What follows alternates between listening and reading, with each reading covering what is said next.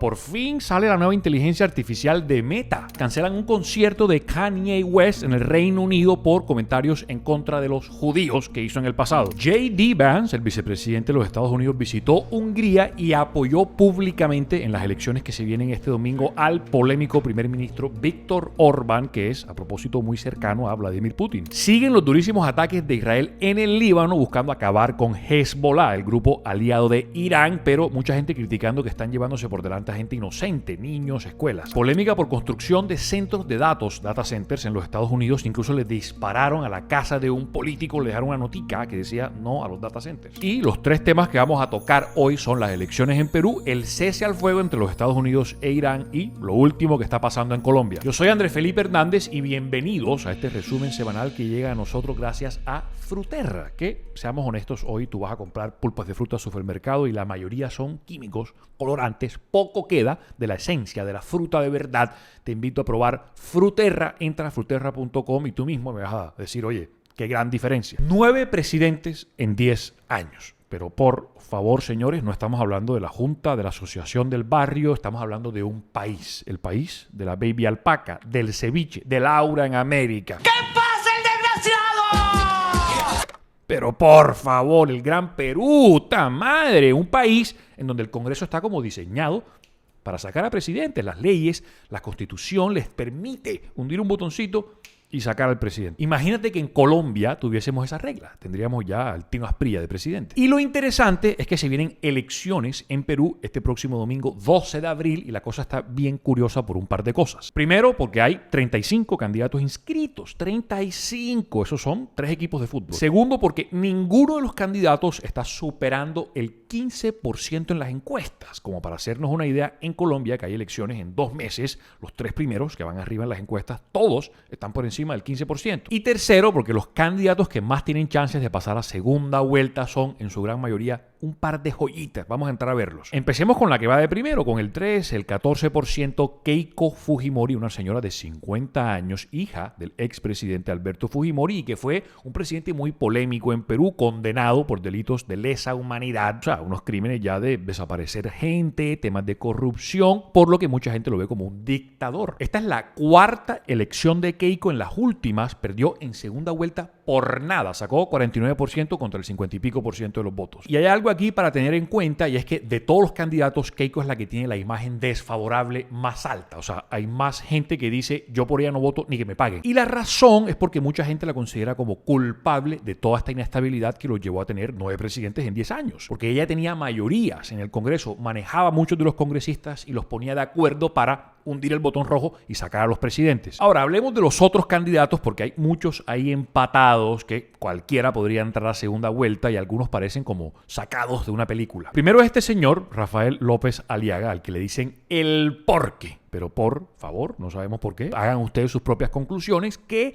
simplificando un poco la cosa es como el Trump o el Milei peruano. O sea, es un empresario, dueño de hoteles, dueño del famoso tren que te lleva a Machu Picchu y que tiene un discurso duro de derecha, más conservador, más religioso, en contra del aborto, en contra del matrimonio gay. El segundo es un señor ya mayor, Ricardo Belmont, tiene 80 años, políticamente estaba muerto hace un par de meses, pero su hija de 18 años lo agarró, lo peinó y lo ha vuelto viral en TikTok, lo que lo tiene como subiendo en las encuestas. La gente no tiene muy clara cuál es la ideología de este señor, porque tiene como cosas de izquierda, cosas de derecha. Por ejemplo, ha tenido comentarios como en contra a la independencia del Banco Central, que es algo sagrado, ¿no? Que la gente en la derecha respeta mucho, y es que el gobierno no se puede meter, no puede meter la mano en las decisiones que toma el Banco Central, el Banco de la República. Pero también ha tenido comentarios como en contra al matrimonio gay. Entonces mucha gente dice como que, además lo critican mucho por un episodio de unas estafas cuando fue alcalde de Lima. El tercero es este señor Carlos Álvarez, que no me van a creer, pero el señor es un imitador profesional, famoso en la televisión peruana, en todos estos programas de humor. Por ejemplo, en pleno debate presidencial se pone a imitar a los otros candidatos ahí en su cara. No sé qué hacen este debate presidencial, porque hace unas semanas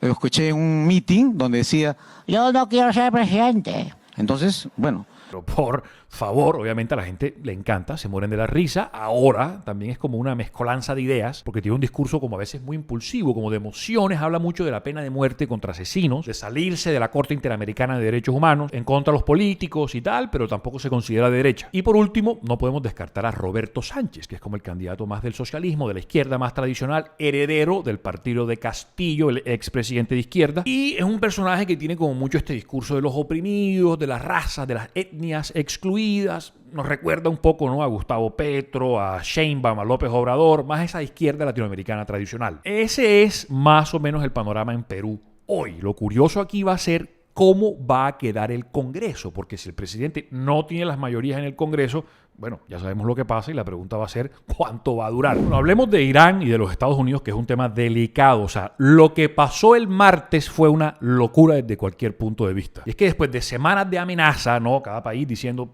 Irán diciendo yo me paro firme, salió el presidente de los Estados Unidos subiéndole el volumen a las amenazas hasta un punto que hasta su misma gente republicana dijeron qué es lo que está pasando aquí. El primer bombazo lo soltó el domingo de Pascuas, que fue algo que a mucha gente cristiana le pareció como que, oye, esto es un domingo en paz, a ver, por favor. Ha dicho el señor presidente de los Estados Unidos, me abren el fucking estrecho de Hormuz. Mucha gente ahí dijo, oye, esas no son las palabras. Después salió el martes diciendo textualmente, si no resolvemos este problema va a morir una civilización entera. O sea, ya no está hablando de atacar un objetivo militar, una base, un puerto, no. Toda la civilización, que un genocidio fue lo que empezó a decir la gente. Tanto fue la cosa que varios personajes, incluso de derecha, de su partido, republicanos, dijeron, oye, esto ya no está bien, no se habla así. Por ejemplo, ya cuando ves a personajes como Tucker Carlson, un podcaster muy de derecha, diciéndole a Trump que es un vil malvado, ya sabes que la cosa, bueno. To send out a tweet with the F word on Easter morning promising the murder of civilians and then saying praise be to Allah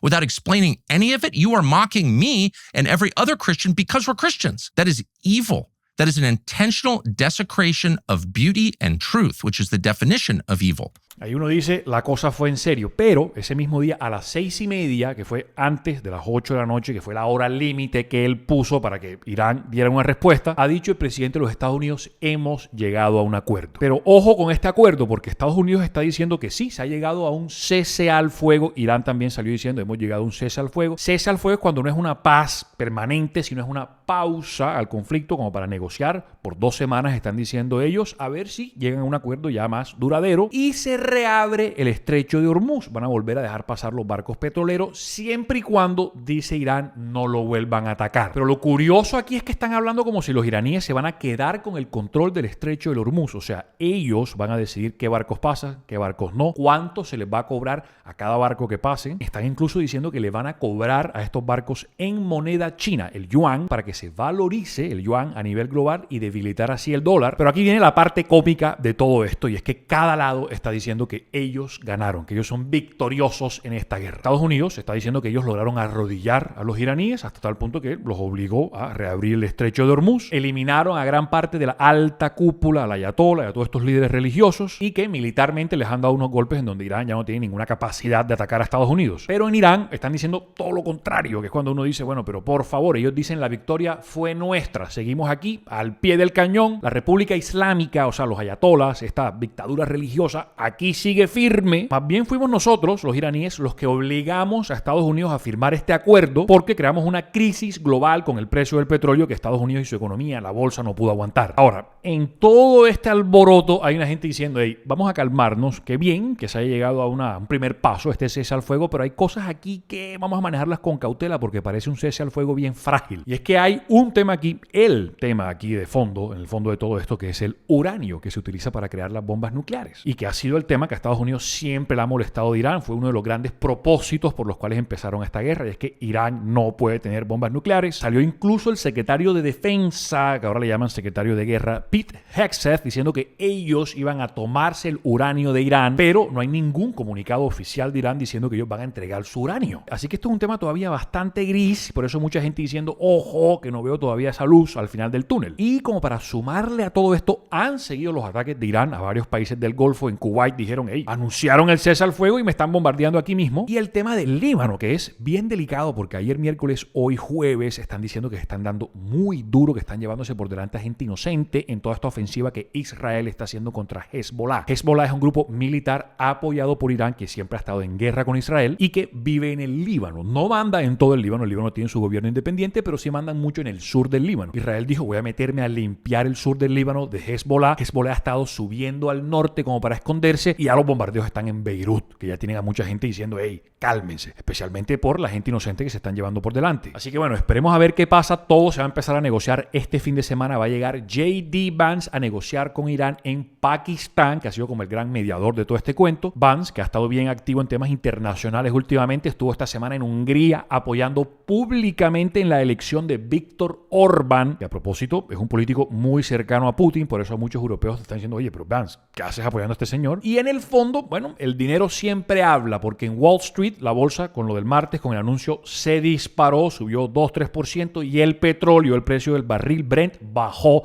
16%.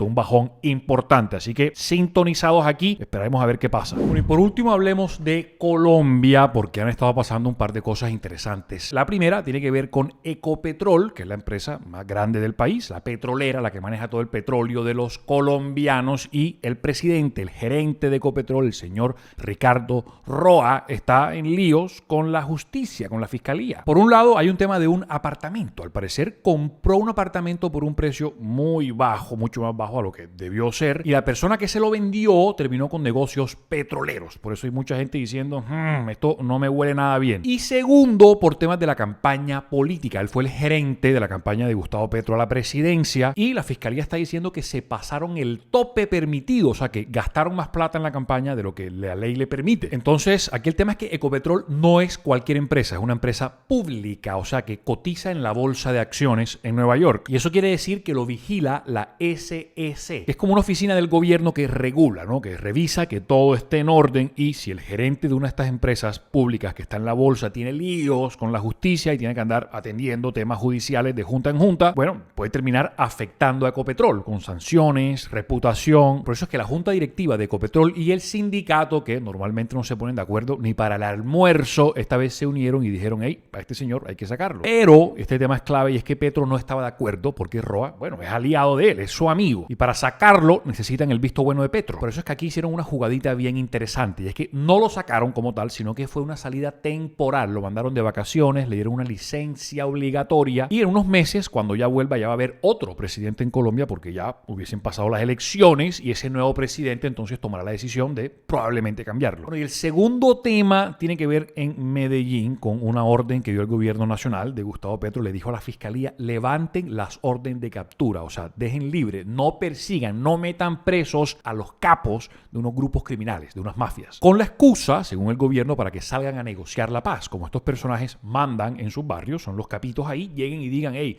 vamos a calmarnos, vamos a hacer la paz. Pero esto ha sido un tema bien polémico porque no ha funcionado en el tiempo que ha intentado hacerlo el gobierno, y la oposición está diciendo otra cosa bien curiosa, y es que lo están sacando ahora, precisamente en esta época de campaña, porque estos tipos mandan y pueden poner a la gente a votar por el que ellos digan. Entonces el gobierno les hace el favor de sacarlos y ellos les hace el favor de que voten por los amigos del gobierno. Pero lo más grave de esto es que, bueno, si lo dice la oposición, tú dices, es normal, es la política. Pero cuando ya es alguien que trabajó con el gobierno, fue embajador del gobierno del Reino Unido, el señor Roy Barreras, sale a decir en la radio, sí, es verdad, lo saca es para que voten por lo que ellos digan. Ahí sí uno dice, gravísimo esto, ¿no? No huele nada bien. El mismo equipo está diciendo, revisen esto.